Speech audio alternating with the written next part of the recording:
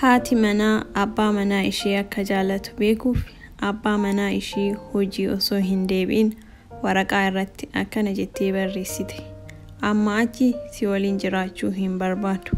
Mana kanatti yoomuu waan hin deebineef gadhiisee deemeera. Jireenya gaarii siif haa ta'u jettee barreessitee keetteef.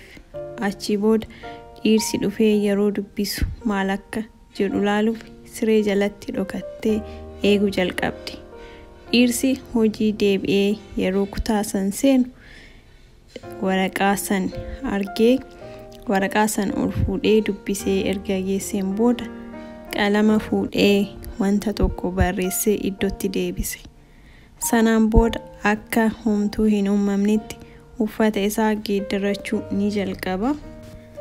Boodas bilbila isaa baasee "Hello bareedduuti jaartiin homaan tolle sun bar mana gadhiistee baatee jirti. Osoo beekte akkamitti akka na jibbisiiste. Maal qabaa ishee osoo hin fuudhiin dura si argee ture. Maalumaafuu gara kee dhufuuf qophaa'aa jira. Sa'aatii walakkaan booda nagaan naaf ta'i" jedhee manaa ni baha. Yeroo sanitti niitiin siree jala teettee yeroo kana dhageettutti baay'ee aartee maraattee turte. Dhiirsis akkuma manaa baheen aariidhaan guggubataa siree jalaa baatee waraqaa inni barreessisan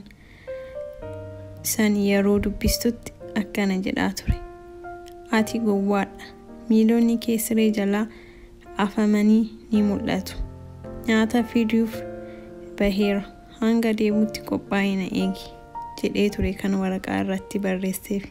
Yaada seenaa kanaa maal akka ta'e koomentii irratti naaf barreessaa. Maal akka jechuu barbaade jechuudha. Kana fakkaataa seenaan har'aa jechuudha. Waan na dhageeffattaniif galatooma. Warroonni chaanaalii keenyaaf haaraa taatan subscribe gochuudhaan nu hordofuu ni dandeettu. Warroonni subscribe gootan galatooma. Nagaatti.